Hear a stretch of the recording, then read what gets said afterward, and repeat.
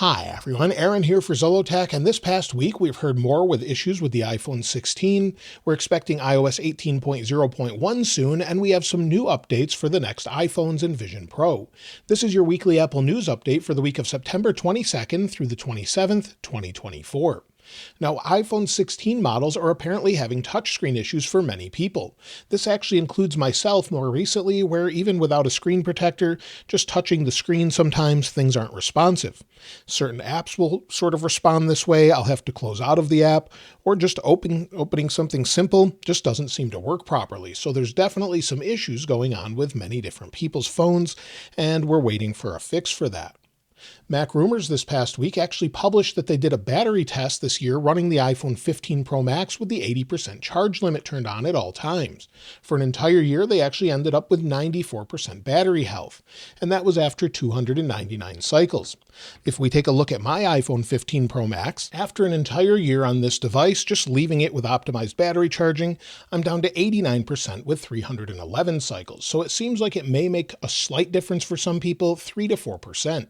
But if you want to get the most battery, of course, you'll need to leave it on 100%, as you'll need that additional battery to get through the day, just depending on how you use it. Apple added some more Macs to the vintage list this week, including 5K iMacs from 2015 all the way to the MacBook Air 13 from 2018. So I'll link the list in the description below if you want to check it out, but it looks like there's more Macs that are vintage, typically Intel-based Macs though. iMore has been around for many years and was once a place for up-to-date Apple news, reviews, and much more. Sadly, on Wednesday, they actually announced that they're no more and closing down for good. We're seeing this more and more across the industry, and hopefully they actually keep an archive live so we can go back and reference different articles, but at this point it looks like they're not going to be publishing anything new. Now, just like Netflix earlier this year and last year, Disney Plus is now cracking down on those sharing their accounts with others. Now, if Disney Plus notices you're using your account outside of maybe your typical household, they'll actually give you the option to add an extra member for an additional price. So they'll give you options once they recognize that, but it's not easy to share that anymore.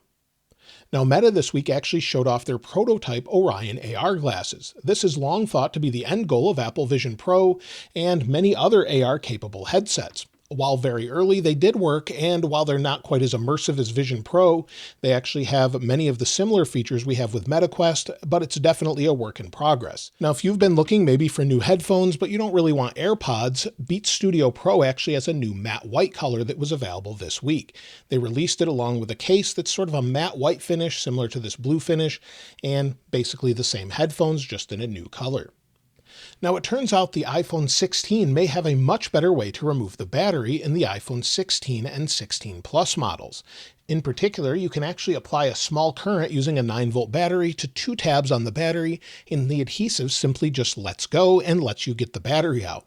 This is something that hopefully will carry across to all the models very soon, but I thought this was a really innovative way to sort of remove the battery that others aren't using. Remove the back glass after you remove the 2 screws, sort of heat up the adhesive, remove it, and then you can simply just apply that voltage and pop out the battery. So I think that's great. Hopefully we see more of that in the near future. Now, there are some discounts to talk about this week. AirPods 4 had their first discount at about $10 off.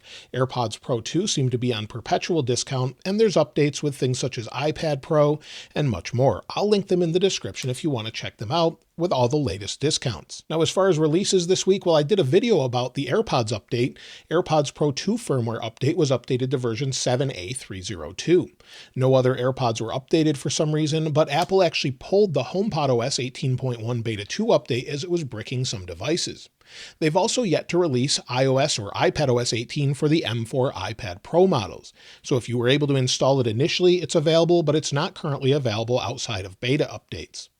iOS 18.0.1 is in the works, and honestly, I thought it would be out already. It was last year at the same time, but MacRumors has actually confirmed that they see iOS 18.0.1 in their analytics, and this usually means to expect it very, very soon. Also this week, I also expect iOS 18.1 Beta 6 or RC. We don't know which version they're working on just yet, but typically we'll have that on Monday or Tuesday, with Beta 6 and Public Beta 3 to follow. It could be the release candidate, and if it is, it could be set for an early October release to the public, and it would be our first glimpse at Apple Intelligence.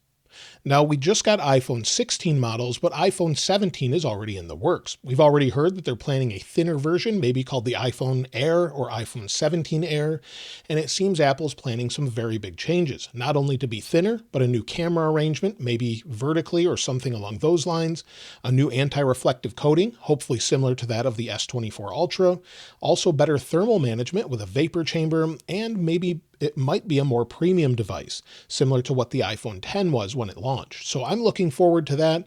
Of course, it's going to be a whole year until we see it, but the next iPhone we'll see will probably be the iPhone SE2. That's expected to have some sort of a look similar to that of the iPhone 14, but maybe with a vertical camera arrangement for spatial photo and video. It will also support Apple Intelligence, also have USB-C, and have OLED displays. So they're getting rid of LCD and switching to OLED. So that's what we're expecting fairly soon, maybe in January to March timeframe of 2025. Now, Apple has got another event probably before the end of the year with an October event. Typically, that is an iPad and Mac event. We expect iPad mini, maybe new MacBooks with updated M4 Pro and Max processors. We're also expecting a new redesigned Mac mini, maybe a Mac Pro and Mac Studio. We don't know the full extent as to what they're planning to release just yet. Hopefully we have a few surprises, but we definitely need some updates on the higher end Mac Pro. So those things need some updates for specs, and hopefully we see that soon. Now, Apple is said to be working on a HomePod that sort of combines not only a HomePod, but a display of some sort, maybe along the size of an iPad with a larger HomePod. And this time around, according to a recent leak by 9to5Mac, the display is said to be more of a squarish display instead of sort of a widescreen display like that of an iPad or iPhone. So we could see that along with it being powered with an A18 processor. It would need that for Apple Intelligence, as that's one of their requirements. So we could see something like that released very soon. Maybe that's the surprise this October, or maybe we won't see it until next year. Now, Apple is still working on a lower cost Apple Vision Pro. It doesn't seem like many people are that interested in it, but those that are really love it. And an alternative would be basically a lower resolution display to bring down the price. Now, the displays in the Vision Pro are very high resolution, and of course, one of the most expensive components. So it makes sense that they would have to actually bring the display costs down, and according to DigiTimes, that's just what they're planning. Ming Chi Kuo also said to expect the next Apple Vision Pro to utilize the M5 chipset and support Apple Intelligence. So the Pro version is expected maybe in a couple years with a newer chipset, and Apple is still working on that. I think they definitely need to make it lighter, have a wider field of view, and I'm not sure how many people are really interested in this, even if it was over $1,000 or even $700. There's not a whole lot of content just yet compared to maybe Meta Quest 3. So let me know your thoughts on it in the comments below, or if you would just use it as your monitor instead. And so that's all the news this week. Hopefully we actually have Apple fix the touchscreen issue soon. And that particular issue is something that's annoying a lot of people on the latest phones. So we're hoping for a repair or fix for that very, very soon. And other than that, I would expect some updates soon as well. I thought maybe today, but it looks like probably next week is more likely. Let me know if there's anything you've experienced with your iPhone 16 and which model you picked up in the comments below. And of course, I'll link this wallpaper in the description like I normally do. If you haven't subscribed already though, please subscribe. And if you enjoyed the video, please give it a like. As always, thanks for watching. This is Aaron. I'll see you next time.